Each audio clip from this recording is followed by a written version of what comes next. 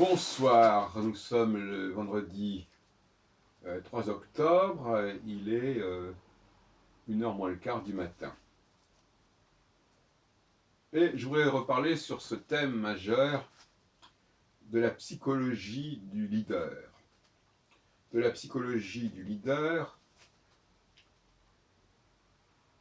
on pourrait aussi dire du génie par certains côtés, en tout cas de la psychologie de ceux qui sont, on pourrait dire en quelque sorte, des pères nourriciers.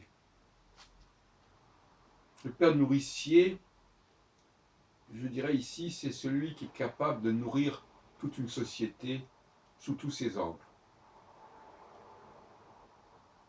Économique, artistique, politique, scientifique, sexuel. À lui tout seul, il est capable de fertiliser, de féconder à tous les niveaux, dans tous les domaines, toute une société. Et la question, c'est comment peut-on identifier les pères nourriciers à venir, ceux qui, dès l'enfance, en quelque sorte. Quels sont les traits caractéristiques? L'autre jour, je parlais de la culture générale, mais c'est évidemment quelque chose qui ne peut être aperçu que progressivement, bien qu'on puisse voir que certaines personnes ont une culture générale plus large que d'autres. Par exemple, ce que j'entends par culture générale, c'est-à-dire une volonté de pouvoir baliser, de pouvoir quadriller un ensemble très large. Ça peut être, par exemple, chez un enfant de 7-8 ans, la volonté de connaître toutes les capitales de tous les pays du monde, par exemple. C'est un peu enfantin, mais c'est une démarche. C'est une démarche de couvrir, de baliser un ensemble. De ne pas avoir une vision étriquée des choses. Alors, je voudrais parler de la façon dont on s'occupe des enfants, justement, et du problème du jouet. Le syndrome du jouet. Quand on pense à jouet, en général, on pense à un objet extérieur. Ça va du train électrique à la poupée, etc. Mais le premier jouet dont doit savoir se servir de l'enfant, c'est lui-même. Il est son propre jouet. Il doit d'abord commencer à jouer avec lui-même. Et c'est une grave erreur de lui apprendre à jouer avec autre chose qu'avec lui-même. Il y a un exemple assez amusant, c'est quand on interdit aux enfants de sucer leur pouce. Or, sucer son pouce, c'est malgré tout développer un rapport avec soi-même. C'est donc avant tout parler, être dans l'autonomie. Si je suce autre chose que mon pouce, par exemple cet objet là, que je suce souvent, c'est un stylum pour les appareils téléphoniques, mobiles et digitaux, eh bien, il vaut mieux que l'enfant ne s'occupe de rien d'autre que de son propre corps, et qu'il considère son propre corps comme son propre jouet, et qu'il ne prenne pas l'habitude de se servir d'objets extérieurs, en aucune façon. L'objet extérieur, que ce soit le livre par exemple, qu'il s'appuie sur sa mémoire plutôt que sur des papiers. Tout ce qui est de l'ordre de l'avoir, je sais bien qu'en français on peut dire j'ai un nez, mais on se comprend. Tout ce qui est de l'ordre de l'objet que l'on acquiert, et qui ne nous est pas donné du fait de notre propre corps, de notre propre naissance, est problématique, fait problème et est à éviter. Et il me semble que l'enfant typiquement, je dirais, autonome, serait celui qui refuserait justement tout recours à autre chose qu'à lui-même. en tout cas qui accorderait une préférence marquée pour un rapport avec lui-même.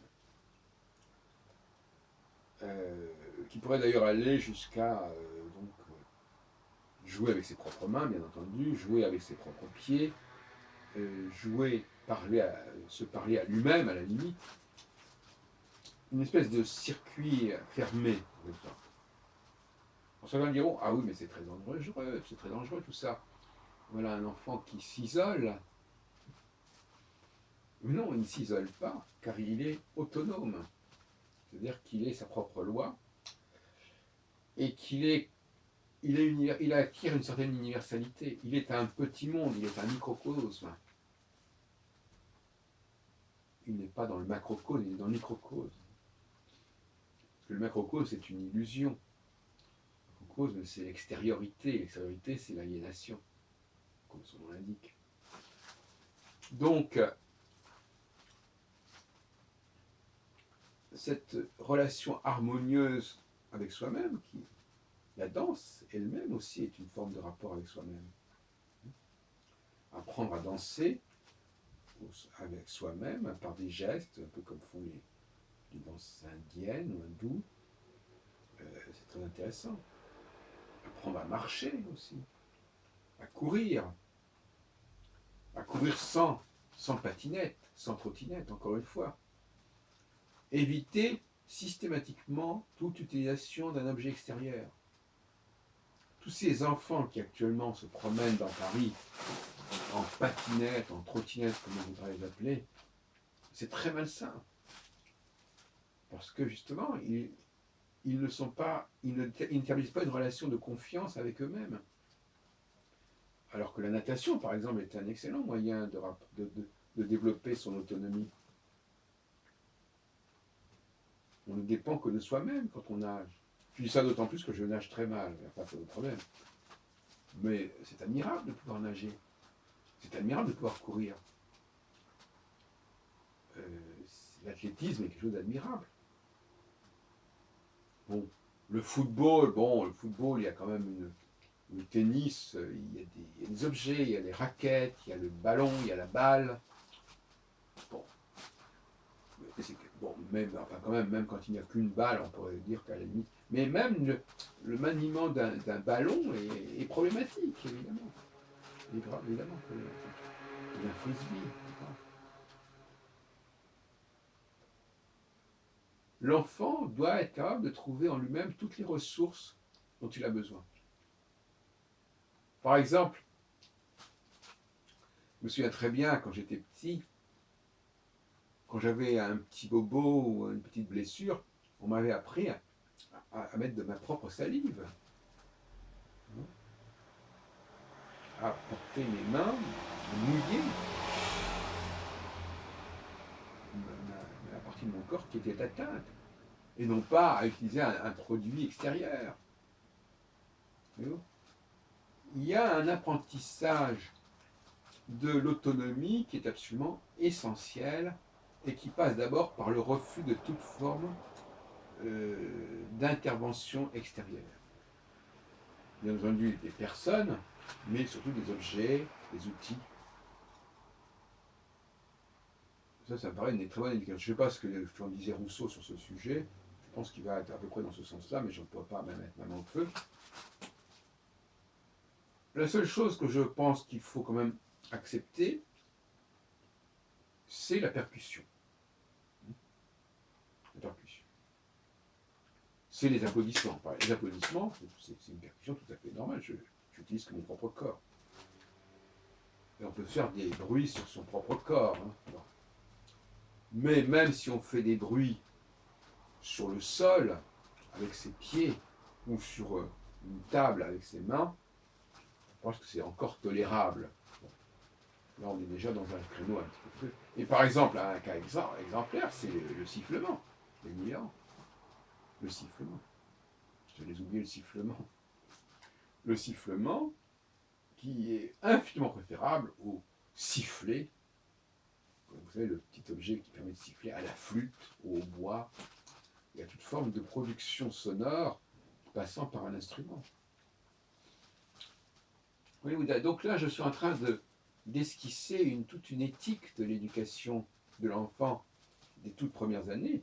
Parce qu'après, bien évidemment, une fois que le pli est pris, une fois que l'enfant a pris l'habitude d'être autonome, on peut éventuellement à ce moment-là passer à une étape d'intégration et d'utilisation dans certaines conditions d'objets extérieurs. Mais, dans un premier temps, il vaut mieux faire cela. Et même dans le rapport à l'autre, il vaut mieux, au sein de la famille, au sein ou de la cellule familiale, il vaut mieux qu'il y ait une certaine forme d'improvisation, de spontanéité, qui ne passe pas par la télévision, par la radio, par des CD, etc. Tout ce qui peut être spontané, naturel et souhaitable. Pourquoi? Parce que l'enfant, il apprend de ce qui se passe autour de lui. Comme l'a très bien montré, j'en parle toujours actuellement, Susan Blackmore, n'est-ce pas, dans la théorie des mèmes.